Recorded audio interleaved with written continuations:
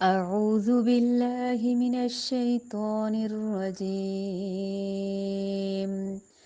سيقول السفهاء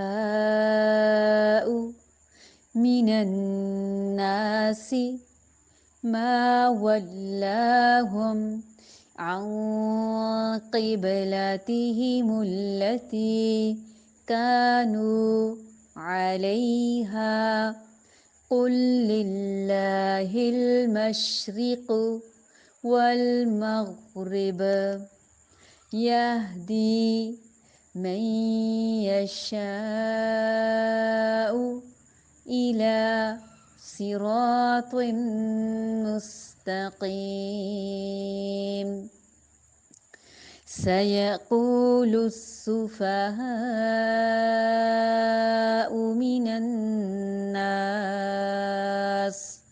ما ولاهم عن قبلتهم التي كانوا عليها قل لله المشرق والمغرب يهدي من يشاء إلى صراط مستقيم.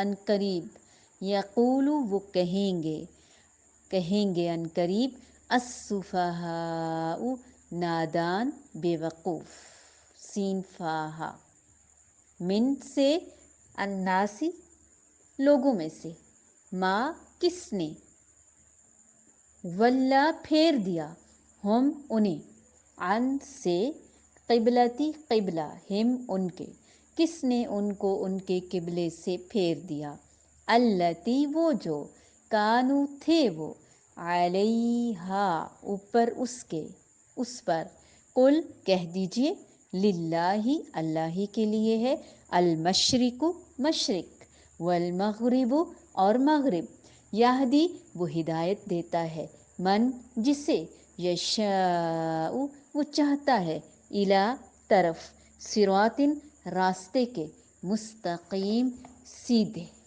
قیم. عنقریب نادان لوگ کہیں گے کہ جس قبلے پر یہ تھے اس سے انہیں کس چیز نے ہٹایا. آپ کہہ دیجئے کہ مشرق و مغرب کا مالک اللہ تعالی ہی ہے، وہ جسے چاہے سیدھی راہ کی ہدایت کر دے.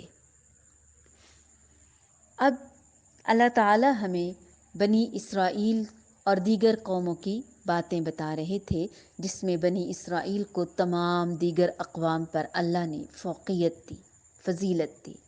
ان کے اندر انبیاء کرام بھیجے، بادشاہ بھیجے اور انہیں دنیا بھر کی نعمتوں سے نوازا، لیکن انہوں نے جب پے در پے اللہ تعالیٰ کی نافرمانیاں کی اور اللہ تعالیٰ کے احکامات کا مذاق اڑایا تو اللہ تعالیٰ ان سے ناراض ہو گئے اور ان سے وہ مرتبہ چھین لیا جو ان کو اس وقت عطا کیا گیا تھا جب حضور صلی اللہ علیہ وآلہ وسلم تشریف لائے. نبی صلی اللہ علیہ وآلہ وسلم کے ابتدائی 13 سال مکہ معظمہ میں گزرے، پھر آپ صلی اللہ علیہ وآلہ وسلم نے ہجرت فرمائی.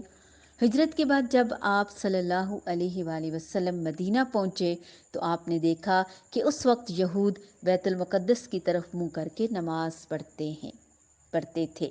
اللہ تعالیٰ نے مسلمانوں کو بھی یہی حکم دیا کہ وہ فی الحال اسی قبلے کو فالو کریں، لیکن چونکہ آخری نبی کی علامت یہ تھی کہ ان کا قبلہ بیت المقدس نہیں خانہ کعبہ ہوگا تو آپ صلی اللہ علیہ وآلہ وسلم بار بار آسمان کی طرف دیکھتے اور شدت سے انتظار کرتے. اور آپ کی نبوت کی نشانیوں میں سے بھی یہ ایک نشانی تھی کہ آخری نبی کا قبلہ یہی ہوگا. بہرحال اللہ تعالیٰ کی طرف سے تبدیلی کا حکم آ گیا، قبلہ تبدیل ہو گیا. 16-17 مہینے بیت المقدس کی طرف منہ کرنے کے بعد مسلمانوں کو حکم دیا گیا کہ وہ اب بیت اللہ شریف کی طرف منہ کر کے نماز پڑھیں. یہ تبدیلی ایک بہت بڑی تبدیلی تھی جو یہود کو، مشرکین کو اور منافقین کو کسی صورت بھی گوارا نہیں تھی. اس لیے انہوں نے مسلمانوں کے خلاف زبردست پروپیگنڈاز شروع کر دیے اور پھر اللہ تعالیٰ انہیں اس بارے میں وارن کر رہے ہیں کہ ساری سمتیں، ساری طرفیں اللہ تعالیٰ ہی کے لیے ہیں. جس طرف مرضی ہے منہ کر کے نماز پڑھیں، ہاں اللہ کا حکم شامل حال ضرور ہونا چاہیے. جب اللہ تعالیٰ نے حکم دے دیا تو پھر تو پیچھے شور شرابے کی کوئی صورت باقی نہیں رہتی، انکار کی کوئی صورت نہیں نکلتی.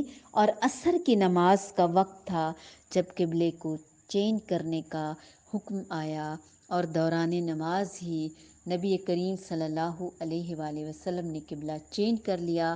صحابہ کرام نے بغیر بھگدڑ مچائے ایز اٹ از فالو کیا. اس کو کہتے ہیں اطاعت اور فرما برداری. ہم ذرا ذرا سی بات پہ نماز تک توڑ دیتے ہیں.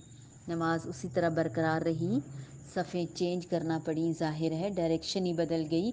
آپ مسجد قبلتین کو دیکھیں، اللہ تعالیٰ اگر حج اور عمرے پہ لے کے جائے اور اس مسجد کی بھی زیارت کروائے تو آپ کو اندازہ ہو جائے گا کہ کس قدر فرق آ گیا تھا، اور کیسے امام اپنی جگہ سے ہلے ہوں گے، ہٹے ہوں گے، کیسے پیچھے مرد ہوئے ہوں گے صحابہ کرام، پھر پیچھے بچے اور عورتیں، اور کس طرح انہوں نے خاموشی کے ساتھ اپنے پیارے نبی کی ہر بات کو فالو کیا ہوگا.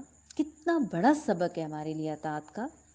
اور روایات میں یہ بھی ملتا ہے کہ مختلف مساجد میں مختلف اوقات میں نماز ہوتی ہے نا، تو محمد صلی اللہ علیہ وآلہ وسلم نماز کے دوران قبلہ رخ ہو گئے، تبدیل کر لیا رخ، اور ایک نمازی نماز پڑھ کے وہاں سے گزر رہے تھے تو انہیں پتہ چل گیا کہ یہ تو قبلہ تبدیل ہو گیا ہے.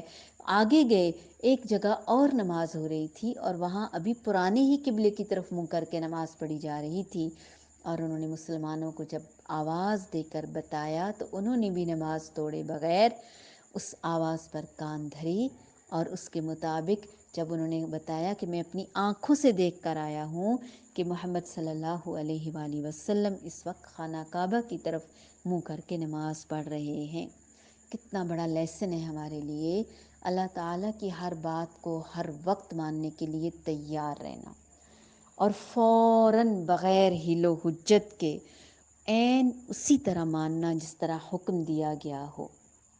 اور کچھ روایات میں پڑھ رہی تھی کہ رکوع کی حالت میں تھے.